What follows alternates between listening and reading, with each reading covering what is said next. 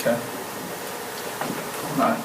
So we are here today to talk about C. Hannah's PLC that's formed to deepen our fractional reasoning knowledge for the 5th grade teachers. My name is Nicholas Fink, and this is for my IL 614 class.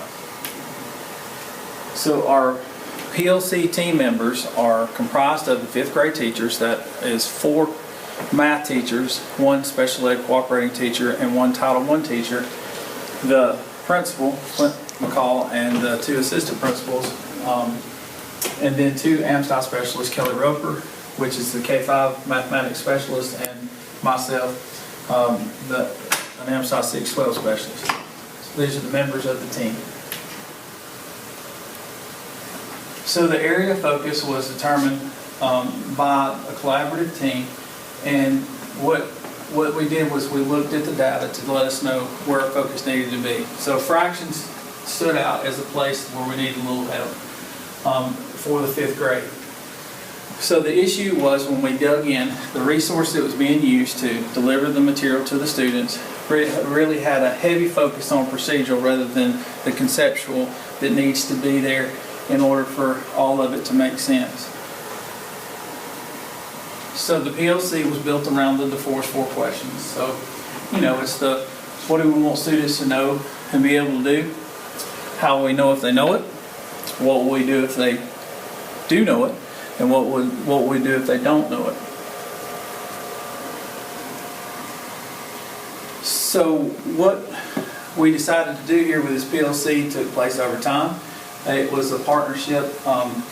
C. Hannah reached out to AmSty to be able to deliver the content deepening portion of the PLC, and AmSty used OGAP as the vehicle to be able to bring that to the teachers. And so OGAP stands for Ongoing Assessment Project, and it is content deepening. And the way that happens is we really take and use models and manipulatives and look at the standards and break those down to see what the rigor of the standard was intended, and then how we can change instruction in the classroom to get to where that intended rigor was set. It's also formative assessment. So we're going to be constantly assessing students and determining where they are, and then also analyzing that to determine next steps of where we want to take them with this information.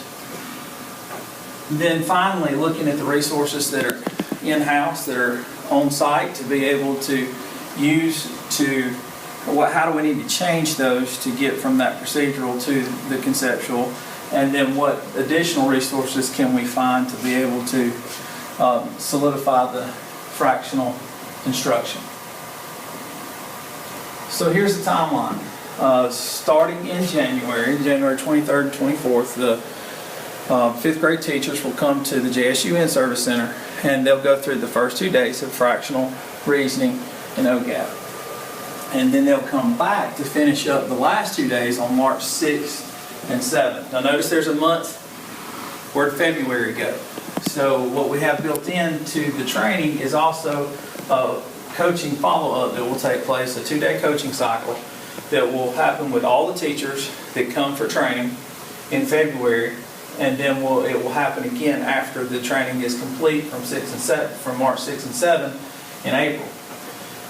And then past what happens with the training at the JSU In-Service Center, C. Hannah is going to continue the conversation with the Black and Gold days. So when they get back from the March 23rd, 24th training, they're going to have a reflection day, and it will be determined by the administrators who's going to lead the reflection. So 2 teachers will be chosen after that first day to come back, and they'll reflect, and they'll talk about what they learned in their training and then the instructional implications and how that may look in the classroom.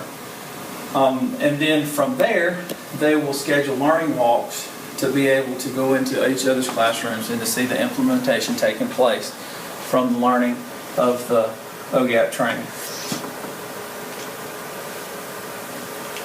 So roles and responsibilities, the administrators are, as always, are going to set the expectations for what they want the learning to look like and what they want to take place. They're going to lead these collaborative conversations that are taking place. in the reflection time when they come back, but then in the planning also moving forward. Then they're also going to set the schedules and lead the learning walk so that we can see the implementation taking place. So what's the teacher's role and responsibility?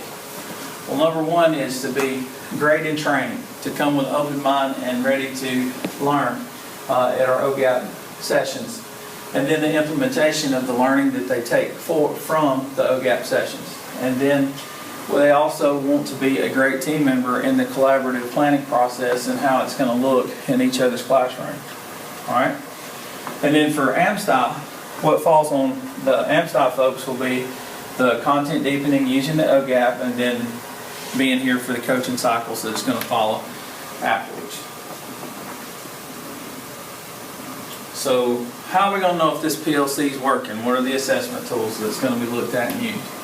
Well, it was important that we were able to communicate to the whole team the learning and make sure that the learning that we brought back from OGAP was everybody was going to be on the same page, including the administrators that weren't present in the meetings that we had or in the training that we had. So that debrief session, to be able to just speak it out loud and so that everybody can hear and be on the same page.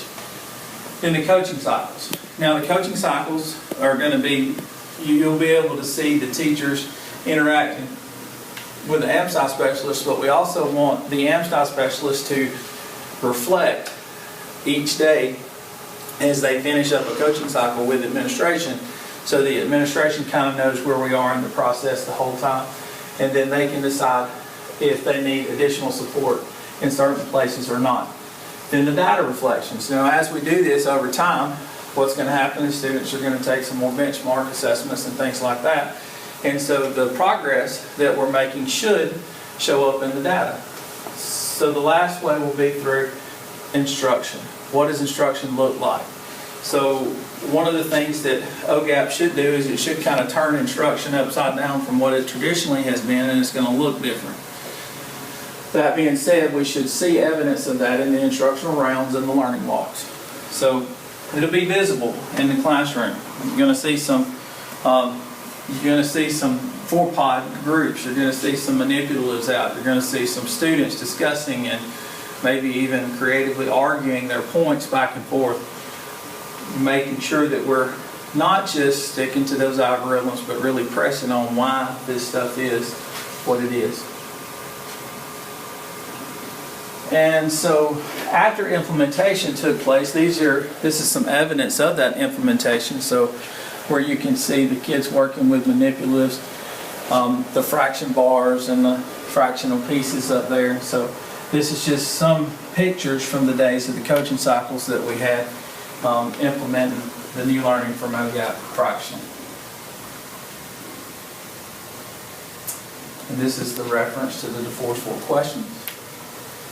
So this is the PLC plan for CE HANA that has been planned, implemented, and followed to this point. And so we're gathering data and making determinations on what next steps will be, like maybe follow up with OGAP multiplicative, because that really kind of sets up fractional too. So that was some of what come out of our learning, that there was some kids still with some multiplication issues there that was hindering the fractional progress. So that's our PLC.